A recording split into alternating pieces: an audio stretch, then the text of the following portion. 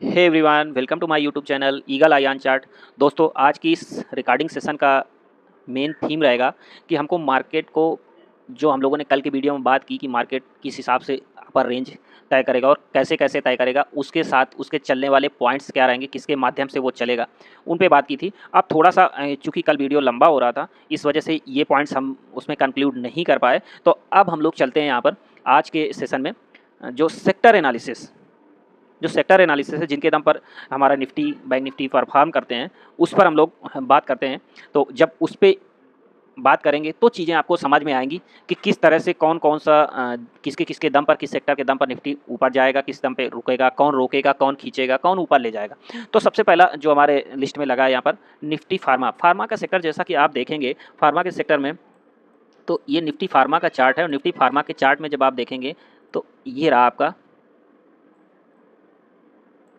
क्या हुआ भाई, देखिए आप वीकली चार्ट में जब आप देखेंगे, हमने यहाँ पर कई बार डिस्कस किया है कि 20 SMA के पास में अपर लेवल, लो लेवल या मिडिल लेवल में जब भी कभी पिवेट भी साथ में आ जाए, तो एक्चुअल में पिवेट हमको ये बताता है कि प्राइस वाइज रेजिस्टेंस सपोर्ट क्या है। तो जब आप देखेंगे ये वीकली चार्ट है, वीकली चार्ट में 1 2 3 4 5 6 7, लगभग 7 कैंडल हमारी 20 SMA, 5 SMA लो और पिवेट के ऊपर क्लोजिंग देती हुई नज़र आ रही। मतलब यहाँ पर हमारा कंसोलिडेशन हुआ है। और देखिए एक चीज़ और, यहाँ पर जो बैंड फटा हुआ था नीचे की तरफ बड़ा, इसने माउथ ज़्यादा ओपन कर रखा था, अब वो यहाँ पर स्क्वीज होता हुआ नज़र आ रहा है। और इसके साथ में अब आप जब देखेंगे तो ये जो कैंडल बनी है, ये इसने ट्राई किया था और सक्सेस नहीं हुआ। क्यों? क्योंकि इस स्थिति में जब बैंड एकदम से फ्लैट हुआ हो तो एकदम से फटता नहीं। पहली बात ये नोट डाउन आप कर सकते हैं। दूसरा, अब आगे ये कैसे ट्रेड कर सकता है, तो देखिए यहाँ पर धीरे धीरे ये हमारा एनके सरकार, ये हिलेगा मिलेगा का इंडिकेटर है, हिलेगा मिलेगा इंडिकेटर बेसिकली आरएसआई पे बेस्ड है। तो आरएसआई जो आप यहाँ पर आरएसआई 14 का भी यूज कर सकते हैं, तो वो भी लगभग ऐसे ही काम करता है। मैं ये यूज करता हूँ, मेरी आंखें इस पे सेट है, मैं मोस्टली ये यूज करता हूँ, आरएसआई 14 भी यूज करता हूँ कभी कभी। तो ये देखिए धीरे धीरे इसने डाउन मारा था, डाउन मार करके अब ये 50 के ऊपर होल्ड करते हुए अब ये लगभग पॉजिटिव रिस्पांस देता हुआ नजर आ रहा है। तो यहाँ पर ये हमें दिखाता है रिलेटिव स्ट्रेंथ। आरएसआई का मतलब होता है रिलेटिव स्ट्रेंथ, ये मतलब इसमें प्राइस में स्ट्रेंथ आ रही है। ठीक, ये बेसिकली ये चीज़ें समझ लीजिएगा, ये बेसिक है आरएसआई का। तो आप लोग का ये जब भी कभी ऐसा चार्ट दिखे, इस पर डिस्कशन हो, तो थोड़े से संक्षिप्त में आप समझ जाइएगा। अब यहाँ पर स्ट्रांगनेस आ रही है क्योंकि ये होल्ड भी कर रहा है, प्राइस भी होल्ड कर रहा है और यहाँ भी स्ट्रांगनेस आ रही है। तो मतलब आने वाले समय में ये पॉजिटिव होता हुआ नजर आए। अब इसको देख लेते हैं डेली चार्ट पे कि डेली चार्ट पे क्या करते हैं। देखिए डेली चार्ट पे कितना बढ़िया आरएसआई और भी यानी यहाँ पर और भी स्ट्रेंथ दिखा रहा है। जैसा कि आप जानते हैं हमारा इंडेक्स भी पॉजिटिव है, निफ्टी भी पॉजिटिव है। तो ऐसे इन्हीं सबके सपोर्ट से जो मिड कैप स्मॉल कैप में लगभग 2 मंथ से बाइंग हो रही है, हमारा हम लोग बार बार डिस्कशन कर रहे थे अपने लास्ट वीडियोस में कि यहाँ पर बहुत अच्छा है, मिड कैप स्मॉल कैप में बाइंग है, इसके थ्रू बेस बिल्डिंग हो जाएगी। फिर जब लार्ज कैप में बाइंग आएगी तो हम नए हाई की तरफ बढ़ेंगे। सेम आप वैसे ही होता देख रहे हैं। तो देखिए यहाँ पर आरएसआई पॉजिटिव है, ये यहाँ होल्ड कर रहा है। दूसरा, कल हम लोगों ने निफ्टी 50 में बात की थी कि देखिए सारे हमारे जो मूविंग एवरेज हैं बैंड के अंदर थे, इसमें भी बैंड के अंदर है। मतलब ये एक तरह से बहुत ही स्ट्रांगनेस देते हुए प्राइस को नजर आएंगे। ये इसको हम लोग ऐसे बात कर सकते हैं। अभी एक लोगों का क्वेश्चन हुआ था, शांतनु जी ने एक क्वेश्चन किया था कि इसका क्या मतलब हो सकता है कि ये हमारा जो ये मूविंग एवरेज है, मूविंग एवरेज अगर बैंड के अंदर रहते हैं तो इसका क्या मतलब हो सकता है। तो उनको हमने एक एग्जांपल के थ्रू समझाया था कि यहाँ भाई देखिए, अगर ये मूविंग एवरेज अंदर है तो हम इसको ऐसे एक एग्जांपल से समझ सकते हैं कि मान लीजिए ये बड़ा पॉलिटिशियन है, जो हमारा बैंड है बड़ा पॉलिटिशियन है। इसको हम लोग अभी तक ये समझते रहे हैं कि भाई इसमें बड़ा वैल्यूम इसके अंदर होता है। तो ये जहाँ जहाँ इंडिकेट करता है ये अपने अंदर बहुत बड़ा वैल्यूम प्राइस का छिपा के रखता है। तो ये बहुत बड़ा वैल्यूम है, यानी बड़ा लीडर है। तो बड़ा लीडर है और ये छोटे मोटे जो लीडर हैं, एवरेज वाले लीडर हैं, तो इनको अपने अंदर समेट के रखा। अगर यही एवरेज लाइन ऐसे आके गिर रही होती तो एक बार ये रेजिस्टेंस का काम करती। मतलब जो छोटे मोटे लीडर हैं, जो दूसरे अपोनेंट है, वो अगर ऐसे आ रहा, ऊपर से आ रहा, मतलब आपको कहीं ना कहीं परेशान करेगा, आपको रेजिस्टेंस देगा। तो इस बड़े लीडर ने क्या किया, उस अपोनेंट को समेट के अपने अंदर रख लिया, अपने नीचे रख लिया और प्राइस उसके ऊपर जा रहा है। मतलब ये अब हमारे लिए अच्छा बेस का काम करेंगे, अच्छा सपोर्ट का काम करते हुए नजर आएंगे। चूंकि अब इन पर बात कर लेते हैं हम लोग, जो कैंडल्स हैं, तो कैंडल ये देखिए, इसमें ऊपर से दबाओ, फिर इसके ऊपर अब गया, फिर ये नीचे से बाइंग आई, अब ये छोटे छोटे पैकेट में जा रहा है। तो अब ऐसे समय पे क्या करेगा, ये बहुत अच्छी चीज़ है, यहाँ पर एकदम से बाइंग आती हुई नजर नहीं आएगी। क्यों? क्योंकि यहाँ आप देखिए, ये यहाँ पर प्रेशर जनरेट हुआ था और ये बैंड के पास में पिवेट है। तो हम लोगों ने बात की है कि बैंड के पास में पिवेट हो अपर बैंड या लोअर बैंड कहीं भी हो, तो ये अच्छा रेजिस्टेंस का काम करेगा। तो ऐसी स्थिति में क्या होगा, जो फार्मा सेक्टर के स्टॉक होंगे तो अब ये यहाँ से डेली चार्ट पे तो बुलिश है, तो वहाँ पर क्या होगा, किसी चार्ट में थोड़ा सा बुलिश स्ट्रक्चर बन रहा होगा, किसी में साइडवेज स्ट्रक्चर बन रहा हो, तो ये धीरे धीरे उसी हिसाब से इंडेक्स भी फॉर्मेशन होता हुआ नजर आएगा। क्योंकि 2-4 स्टॉक में बुलिश बनेगा, 2-4 स्टॉक में साइडवेज बनेगा, तो धीरे धीरे चलता हुआ नजर आएगा। क्योंकि ये एकदम से बुलिश नहीं है, इसके सामने रेजिस्टेंस खड़ा है, तो उस रेजिस्टेंस को हमने कैसे डिकोड किया कि जो इसके स्टॉक्स होंगे वो कैसे बिहेव करेंगे, कुछ साइडवेज, कुछ निगेटिव, कुछ जाकर के यहाँ पर पॉजिटिव रिस्पांस करेंगे, उस हिसाब से धीरे धीरे यहाँ पर रेजिस्टेंस जाकर के लेगा।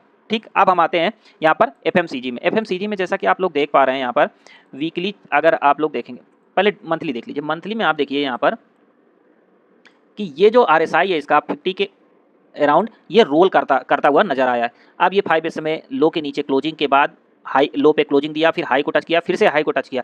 फर्स्ट 2 कैंडल इसने यहाँ पर 2 कैंडल टच कर चुकी है हाई को, अब ये तीसरी कैंडल भी हाई को टच कर सकती है, और यहाँ पर 20 SMA भी है। ठीक, यहाँ पर समझ गए हाई को टच किया मतलब थोड़ी थोड़ी स्ट्रेंथ आ गई। अब इसको वीकली चार्ट पे चलना है। वीकली चार्ट पे क्या है, अब ये देखिए रोल करता हुआ नजर आ रहा है आरएसआई, मतलब यहाँ पर स्ट्रांगनेस आ रही है, तो मतलब ये लंबा प्लान इसके साथ हम लोग बना सकते हैं। अब ये जब डेली चार्ट पे जाएगा तो धीरे धीरे यहाँ पर 2-3 हफ्ते बाद स्ट्रांगनेस आएगी। अब ये देखिए यहाँ पर क्या हुआ है, जब हम लोग अभी बात किया था पिछले सेक्टर में बात कर रहे थे, तो ये बोल रहे थे कि ये जो हमारे बैंड के अंदर मूविंग एवरेज है ये अंदर है, इसमें प्राइस नीचे है और मूविंग एवरेज ऊपर है। हमारा 200 लगा है, 100 लगा है और 50 लगा है, तो इसमें जो प्राइस है वो नीचे है इन मूविंग एवरेज के। तो यहाँ क्या होगा, यहाँ पर लंबी बेस बिल्डिंग स्टार्ट होगी, यहाँ पर जाएंगे प्राइस ऊपर रेजिस्टेंस लेंगे। यहाँ पर एफएमसीजी स्टॉक्स में कुछ स्टॉक्स बुलिश होंगे, कुछ साइडवेज होंगे, तो उनमें क्या कर सकते हैं आप लोग, जब भी कोई भी स्टॉक्स बुलिश हो और बैंड के बाहर जाए तो उनमें आप सेल का ट्रेड भी बना सकते हैं एज ए हेज, मतलब वहाँ पर लेते। जैसा कि यहाँ पर सेक्टर बता रहा है, सेक्टर में जा रहा है, ऊपरी सेक्टर पर दबाव आएगा, लेकिन जो वीकली चार्ट हमारा बता रहा था, जो इन्वेस्टर हैं वो इस सेक्टर को रडार में ले सकते हैं कि धीरे धीरे इस पर स्ट्रेंथ आ रही है। अब इसके जो स्टॉक्स होंगे जो भी वीकली चार्ट पे अच्छे दिख रहे होंगे उन पे आप इंट्राडे ट्रेड भी कर सकते हैं। ठीक है, और डेली चार्ट हमें ये बता रहा है कि धीरे धीरे ये बजाएंगे, ऊपर रेजिस्टेंस लेंगे और यहाँ पर रोल करता हुआ प्राइस नजर आएगा, क्योंकि यहाँ पर धीरे धीरे ये स्ट्रेंथ आ रही है, तो यहाँ पर प्राइस रोल करेगा। यहाँ पर ये जो सेक्टर है हमारा, आगे आने वाले 2-3 महीने के लिए आप रख लीजिए रडार में, ये सेक्टर अच्छा करने वाला है। अब आते हैं हम लोग ऑयल गैस सेक्टर में। जैसा कि ऑयल गैस सेक्टर आपको दिख रहा है, यहाँ पर बैंड स्क्वीज हुआ और स्क्वीज हुआ, अब ये फ्लैट, अब इस तरह का जब भी बनाता है तो ये ज़्यादातर यहाँ से जो शार्प, बिल्कुल शार्प कट बनाता है, तो ये माना जाता है कि जो बड़ा वैल्यूम है बहुत तेज़ी से फटने वाला है और बहुत शार्प कट मारेगा। और यहाँ पर जो मूविंग एवरेज है इसके नीचे है बिल्कुल, और ये एक एंट्री कर भी चुका है, तो यहाँ पर आगे आने वाले समय में अच्छा 3-4 कैंडल और भी बनने के आसार हैं बैंड के साथ में। तो अब ये वीकली में भी अगर आप देखेंगे तो वीकली में देखिए आरएसआई कितना स्ट्रांग होता हुआ नजर आ रहा है, और ये लगभग 6 से 7 वीक इसने यहाँ पर कंसोलिडेशन किया। और इस सेक्टर के साथ एक प्लस पॉइंट और है कि जो कंसोलिडेशन किया है उसमें 5 SMA लो के ऊपर कंसोलिडेशन किया है, प्लस बैंड ने ऊपर के लिए रास्ता खोल दिया है। तीसरी बात ये कि ये पिवट के ऊपर भी होल्ड करता हुआ एज क्लोजिंग प्राइस यहाँ पर 6 वीक हो गए, 7 वीक हो गए जो इस बैंड के ऊपर क्लोज करता हुआ नजर आ रहा है। आरएसआई पॉजिटिव है।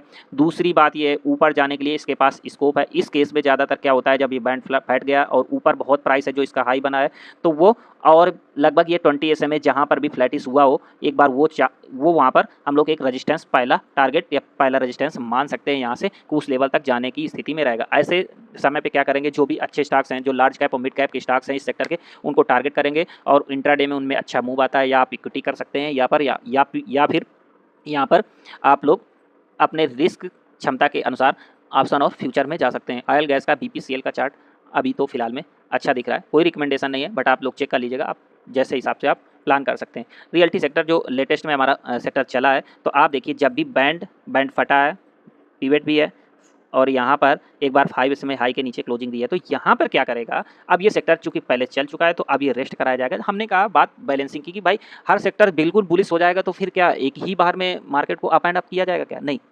मैनेजमेंट किया जाता है। यहाँ पर प्राइस को हर तरह से मैनेजमेंट किया, हर तरफ बाइंग आएगी तो सेलिंग वाले क्या करेंगे, तो उसी चीज़ों को लेकर के यहाँ पर मार्केट का सेंटीमेंट तय किया जाता है, भाई चलाया जाता है कि कहीं पर बाइंग कहीं पर, क्योंकि मार्केट में बायर और सेलर दोनों होते हैं। अगर हर कोई खरीदता ही रहेगा तो बेचेगा कौन, ठीक है। जैसे आप सीजन में आम लेने जाते हैं तो अगर वो खरीदेगा तो बेचने के लिए ही खरीदेगा ना, तो यहाँ पर खरीद लिया गया, कुछ लोग बेचेंगे भी, तो वही स्थिति है। तो यहाँ पर यहाँ होल्ड करेगा, और जो इस सेक्टर के जो स्टॉक्स होंगे जो चल चुके होंगे, जो भी सेलर हैं वो एक काम कर सकते हैं, जो नेकेट सेलिंग करते हैं या हेजिंग करते हैं, तो वो इस चीज़ को मार करके चल सकते हैं। रियल्टी सेक्टर का जो भी स्टॉक्स है और ज़्यादा चल चुका है तो उसके RSI पे जा करके अगर RSI उसका 85 प्लस है और कहीं से भी निगेटिव बनता है थोड़ा बहुत स्मॉल टाइम फ्रेम पे, आवरली टाइम फ्रेम पे, तो वो वहाँ पर सेलिंग का पोजीशन बना सकते हैं अपने रिस्क क्षमता के अकॉर्डिंग। अब आते हैं हम लोग एनर्जी सेक्टर। जैसा कि एनर्जी सेक्टर में आ रहे हैं, तो एनर्जी सेक्टर भी देखिए यहाँ पर एक और प्लस पॉइंट हुआ है, ये 50 EMA के ऊपर प्राइस होल्ड कर रहा है एनर्जी सेक्टर, और 50 EMA यहाँ पर ना कि केवल बैंड में यहाँ पर एंट्री किया हुआ है, बल्कि 5 SMA हाई लो के बीच में, और इसने लो पे देखिए यहाँ से प्राइस उठा हुआ है, और RSI भी सेम जो ऑयल गैस सेक्टर का था उसी तरह का RSI भी यहाँ पर बना हुआ है, मतलब यहाँ पर पॉजिटिव। बट ये जो कैंडल्स हैं, देखिए हमने कई बार बात की है कि प्राइस कुछ भी हो, कैसा भी कैंडल बनाओ, ठीक है, पॉजिटिव हो निगेटिव हो, हम एक्स्ट्रा बुलिश एक्स्ट्रा बियरिश जल्दी से नहीं होते। क्यों? क्योंकि मान लीजिए मार्केट में सेंटीमेंट फैला दिया गया बुलिश बुलिश बुलिश, तो वहाँ के हम उछल के किसी चीज़ में बाइंग नहीं करेंगे, क्योंकि पैसा लगा होता है तो हर जगह सेंटीमेंट भी काम करता है, हमारी साइकोलॉजी काम करती है। पैसा लगा, यहाँ से दबाव आया ना, चूँकि हम लोग वीकली चार्ट देख रहे हैं, तो ये जो दबाव आया है तो इसको भी माइंड में रखिएगा। क्यों? ऐसे ही दबाव नहीं आया हुआ, पैसा यहाँ भी लगा था। तो ये जो धीरे धीरे से यहाँ पर एकदम से फटेंगे नहीं, यहाँ पर आपको जब आएंगे तो गिरावट लेंगे, फिर यहाँ से जब फिर से जाएंगे तो अच्छा, तो मतलब आप लोग स्टेशन पे आकर के बाइंग करिए, अच्छे सपोर्ट पे आके ही बाइंग करिए, रिटेस्ट पे बाइंग करिए, एकदम से कूदिएगा नहीं बिल्कुल भी। अब आते हैं हम लोग इसके डेली चार्ट पे। जब डेली चार्ट पे देखेंगे तो कितना बढ़िया खूबसूरत चार्ट बन रहा है। तो जैसे कि ये फटा, अब मान लीजिए यहाँ पर एकदम से ओपनिंग कर जाए, तो एकदम से उछल के नहीं लेना है, नहीं भाई, हमको ये जो यहाँ पर रिट्रेसमेंट आया था, जो वीकली चार्ट आपको दिखाई थी, ये रिट्रेसमेंट छोटी छोटी कैंडल बनी है, तो इनके पास में जरूर आप भले ही ओपनिंग यहाँ कर जाए तो ये क्या करेगा, एक बार फिर से आएगा, फिर यू शेप में जाएगा, वो आपको दिखेगा 30 मिनट के चार्ट पे या 15 मिनट के चार्ट पे दिखेगा, वो इस तरह का शेप डेली चार्ट पे नहीं दिखेगा। मान लीजिए यहाँ गैप अप ज़्यादा कर देते तो उछल के बिल्कुल भी नहीं आना है। क्यों? क्योंकि जब भी गैप अप ओपनिंग करेगा तो इस लेवल को जरूर टच करने आएगा फिर, ठीक, तो उस लेवल पर आप एंट्री बनाइएगा, ठीक।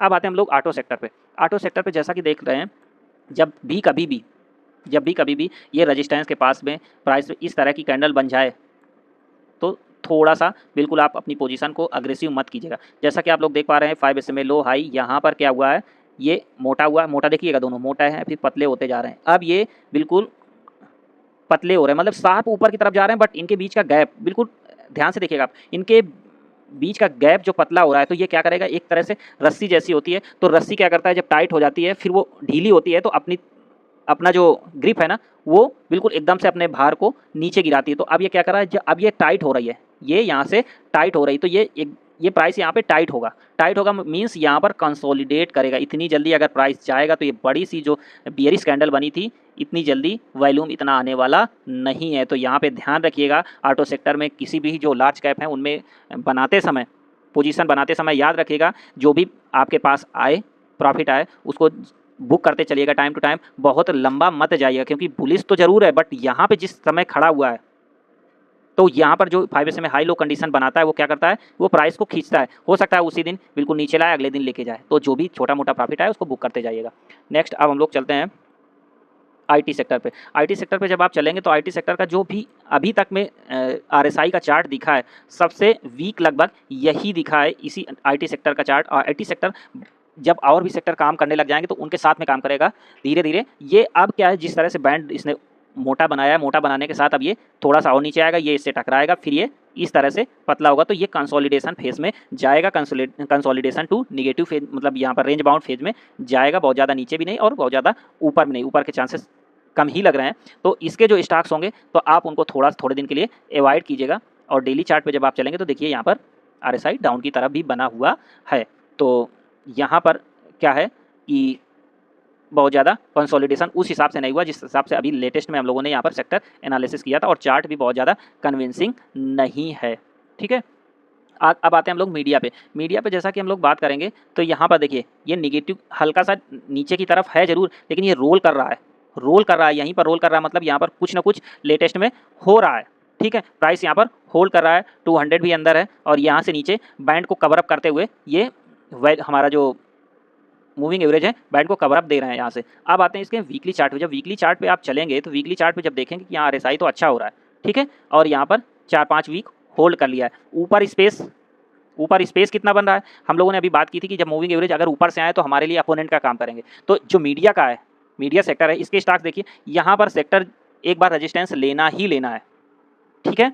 तो जब इसके स्टॉक्स आप देखेंगे तो उनमें क्या करेंगे आप लोग, उसमें मिड कैप स्मॉल कैप में जाइएगा, उनमें बहुत सारे ऐसे स्टॉक्स मिल जाएंगे जो मीडिया सेक्टर के हैं, और उनमें कहीं ना कहीं आपको स्विंग ट्रेड बहुत अच्छे मिलने वाले हैं, क्योंकि यहाँ तक एक बार ट्राई करेगा जाने का, और यहाँ पर RSI स्ट्रांगनेस दिखा रहा है। तो ऊपर आप कोई भी स्मॉल कैप मिड कैप के स्टॉक्स देख लीजिएगा जिनमें चार्ट आपको अच्छे लग रहे होंगे, हमारे सेटअप के हिसाब से जैसा हम लोगों ने डिस्कस किया उनमें अच्छे ट्रेड मिल जाएंगे, और यहाँ पर जब भी हिट कर जाए तो पोजीशन बुक कर लीजिएगा, ठीक है, क्योंकि प्राइस इस पे जाने के लिए जल्दी कर रहा है, और ये मूविंग एवरेज प्राइस को बुलाने के लिए जल्दी कर रहे हैं। तो मतलब इतना सिनारियो तो पक्का है कि ये यहाँ तक एक दूसरे में जाएंगे, और ये फर्स्ट टाइम में रेजिस्टेंस का काम करेंगे ही करेंगे। अब आते हैं हम लोग प्राइवेट सेक्टर में। प्राइवेट बैंक, जो निफ्टी प्राइवेट बैंक है, इनमें आप देखिए लंबा कंसोलिडेशन चल रहा है, और प्राइवेट ये जो पीवेट है, पीवेट के ऊपर ही लंबा कंसोलिडेशन चल रहा है। RSI भी बहुत अच्छा दिख रहा है, अच्छे फेज में दिख रहा है। अब ये लगभग आप देखिए लगभग ऑल टाइम हाई पे है, और वीकली के हिसाब से ऑल टाइम वीकली क्लोज भी दिया है। और इसके साथ क्या है, ये देखिए एक बड़ी सी कैंडल थी ग्रीन रेड कैंडल, उसके अंदर एक छोटी सी ग्रीन कैंडल बनी, उसका यानी इस कैंडल का ब्रेकआउट दिया है, इस कैंडल का इसने इनसाइड कैंडल का ब्रेकआउट दिया है। तो ये ज़्यादातर ऐसे जो ब्रेकआउट होते हैं वो लंबा खींचते हैं। अब क्या करेंगे, जो बैंड ओपन हो रहा है ना ऊपर की तरफ, तो एक बार ये प्राइस को बैंड तक ले जाने का ट्राई करेगा, ठीक है, मतलब ये बैंड प्राइस को खींचने का ट्राई करेगा। अब आते हैं इसको डेली चार्ट पे देख लेते हैं। डेली चार्ट पे भी देखिए RSI लगातार यहाँ पर अपने आप को स्ट्रांग करता हुआ नजर आ रहा है। अब जब ऐसी स्थिति में क्या होगा, बैंड के ऊपर जो हमारा पिवेट था, पिवेट में के ऊपर इसने क्लोज दिया है, बैंड फटा हुआ है, तो ये क्या करेगा, यहाँ पर बुलिश सिनारियो है, जब भी डिप मिले आप बाई करते जाइएगा। अब PSU सेक्टर जो देख लेते हैं, PSU में देख लीजिए, इसका हम वीकली पे चलेंगे। पहले वीकली में जब आप देखेंगे, ठीक है, देखिए यहाँ पर लेटेस्ट का ये हाई बनाया था, उसके हाई के पास इसने रेजिस्टेंस लिया।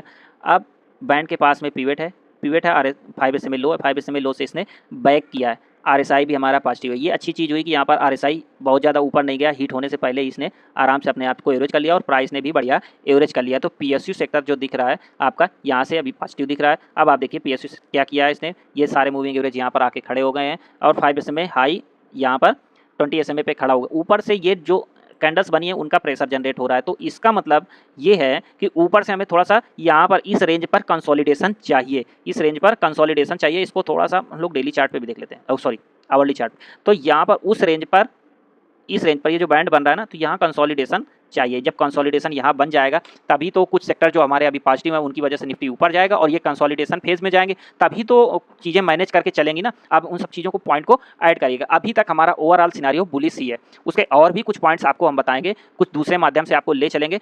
वीडियो को पूरा देखिएगा, पूरा बने रहिएगा, चीज़ें आपको क्लियर होंगी, और बहुत सारी चीज़ें क्लियर होंगी। अब निफ्टी इंफ्रा पे चलते हैं। इंफ्रा पे आप जब देखेंगे, वीकली चार्ट देखिए कंसोलिडेशन के बाद फटा हुआ है, और ये ऑल टाइम हाई के नियर बाई यहाँ पर है। तो एक बार फर्स्ट टाइम क्या होगा, फर्स्ट टाइम जब भी हिट करेगा तो यहाँ देखिएगा हमारा पिवट भी है, तो निश्चित और निश्चित एक बार रेजिस्टेंस का काम करेगा, तब तक ये प्राइस अभी ऊपर जाने का ट्राई करेगा। और डेली चार्ट पे जब आप देखेंगे तो डेली चार्ट पे भी ये बैंड फटा हुआ है, तो तब तक ऊपर प्राइस जाने का ट्राई करेगा। अब हम लोग आते हैं कि जो अभी तक हमारा मोस्टली जो चार्ट रहे हैं, IT को छोड़ करके लगभग सारे साइडवेज टू पॉजिटिव मोमेंटम में रहे हैं, और मोस्टली पॉजिटिव मोमेंटम में रहे हैं। तो ओवरऑल जो हमारा निफ्टी 50 का जो मोमेंटम रहेगा वो क्या करेगा, वो हमारा डिप में बाई का रहेगा, ठीक है, और सेंटीमेंट हमारा पॉजिटिव रहेगा, बाइंग की तरफ रहेगा। उसके जो बैक एंड में और भी चीज़ें काम करेंगी, ये तो हम टेक्निकल वाइज अपने सेक्टर का एनालिसिस किया, और निफ्टी को बढ़ाने में जैसे क्या क्या काम करते हैं, जो सपोर्टिंग हमारे इंडेक्स हैं, जो ग्लोबल इंडेक्स हैं, उन पे बात करते हैं। ये कुछ ड्राइंग हमने कर रखी है। ये हमारा अमेरिका का चार्ट है, DJI डाउ जोन्स का इंडस्ट्रियल चार्ट है। अब आप देखेंगे हमने एक ड्राइंग यहाँ पे ट्रेंड लाइन ड्रा कर रखी है, डेली चार्ट है, डेली चार्ट पे ट्रेंड लाइन ड्रा कर रखी है, और इस ट्रेंड लाइन को इसने यहाँ पर देखिए ब्रेकआउट दिया था, ब्रेकआउट देने के बाद इसको रिटेस्ट किया, रिटेस्ट के बाद इसने बैक किया, ठीक, यहाँ तक हमने यहाँ पर ये दिख रहा है। अब ट्रेंड लाइन ब्रेकआउट के बाद रिटेस्ट, रिटेस्ट के बाद अब हमें नया टारगेट निकालना था। तो मैंने चार्ट का अच्छे से एनालिसिस किया और देखा अब हमें नया टारगेट क्या हो सकता है, क्योंकि यहाँ पर लंबा कंसोलिडेशन हुआ है, लंबा कंसोलिडेशन के बाद ये ब्रेकआउट दिया है, और मार्केट में जो सेंटीमेंट है वो भी पॉजिटिव हो गए, वो भी हमारे लिए यहाँ पर पॉजिटिवनेस का काम कर रहे हैं। तो अब हम लोग टारगेट जब निकालने के लिए करते हैं, तो देखिए एक मोटा मोटी हम लोग एजम्पशन मारते हैं कि कैसे कैसे प्राइस चल सकता है। तो उसके लिए जब हम लोगों ने गौर से देखा तो देखिए प्राइस अभी यहाँ से बैक हुआ है, तो इसको हमने यहाँ से मिलाते हुए 1 2 3 पॉइंट मिलाते हुए एक लाइन ड्रा कर ली। अब चलिए बेस बिल्डिंग तो हो गई, यहाँ से इस लाइन को हमने ड्रा कर दिया, तो इससे ये पता चल गया यहाँ से अब प्राइस ऐसे चलेगा, प्राइस चलेगा, बट प्राइस पहली बार जाकर के टकराएगा कैसे, कहाँ टकराएगा, तो उसके लिए मान लीजिए देखिए ये यहाँ रखा 1 डे का चार्ट, 2 डे का चार्ट, 3 डे का चार्ट यहाँ, 4 डे का चार्ट यहाँ। मान लीजिए एक दिन में तो जाएगा नहीं, एक दिन में तो जाएगा नहीं ऊपर, जब भी जाएगा तो जितने मान लीजिए 3-4 दिन में जाएगा तो उसी हिसाब से इस रेंज को आप रख सकते हैं। मतलब ये ब्रेकआउट होने के बाद, ब्रेकआउट होने तक कहाँ आएगा, यहाँ आएगा। तो उस हिसाब से हमने पहले दिन तो जाएगा नहीं, दूसरे दिन, तीसरे दिन, इस हिसाब से अगर आप देख लें आने वाले समय में इस रेंज को ब्रेक करने के बाद, ये मान लीजिए कि इस लाइन से लगभग टकराएगा और ऐसा फार्मेशन बनाने का ट्राई करेगा कि ये रेंज आप लोग पकड़ के चल लीजिए, इस रेंज को इस बार तोड़ने की स्थिति में दिख जाएगा चार्ट इस हिसाब। तो यहाँ भी हमें पॉजिटिवनेस दिख रही है। यहाँ पर ये जो यहाँ पर कंसोलिडेशन हुआ है इसके हाई रेंज पर इसने बना लिया है यहाँ पर, क्योंकि बहुत लंबा कंसोलिडेशन के बाद एक लंबी कैंडल आई थी, इसको भी एक अच्छी कैंडल के साथ ये इसके हाई पे लगभग क्लोज किया है। तो मोस्ट प्रोबेबली हाई चांस रहेंगे कि ये जो ट्रेंड लाइन ब्रेक है, ये जो ट्रेंड लाइन यहाँ से यहाँ तक प्राइस की गई थी, इसके हाई को जल्दी ही ये टच करने का यहाँ पर ट्राई करेगा। और एक पॉसिबिलिटीज़ हैं अप एंड अप, यहाँ से पहले तो हाई टच करेगा, उसके बाद यहाँ से फार्मेशन देखेंगे कैसा बनेगा, बट प्राइस इस चैनल में चलने का ट्राई करेगा। अब दूसरी चीज़ें क्या है जिससे इक्विटी मार्केट हमारी इम्पैक्ट करती है और थोड़ा सा हमें एक नरेटिव बनता है।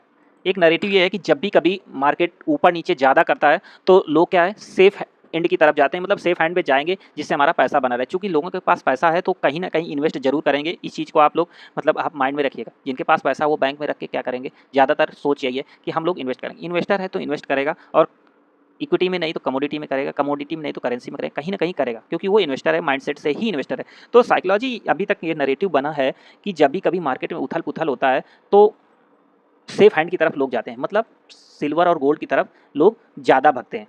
तो उसी नैरेटिव को सॉल्व करते हुए, उन्हीं पॉइंट्स को कनेक्ट करते हुए हम लोग चार्ट पे आए हैं। यहाँ पर ये गोल्ड का चार्ट है, और गोल्ड के चार्ट पे जब आप देखेंगे डेली टाइम फ्रेम का चार्ट है, डेली टाइम फ्रेम पे एक ट्रेंड लाइन हम लोगों ने ड्रा किया, और ट्रेंड लाइन का रिसेंट में ये यहाँ पर ब्रेक डाउन हुआ है।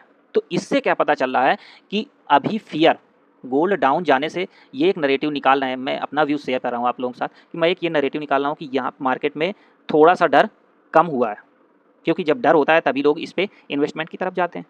हालांकि रिसेंट में टेक्निकली ये बढ़ भी चुका था बहुत, वो भी नैरेटिव है। दूसरा नैरेटिव ये है कि भाई कहीं ना कहीं एवरेज तो करेगा ही।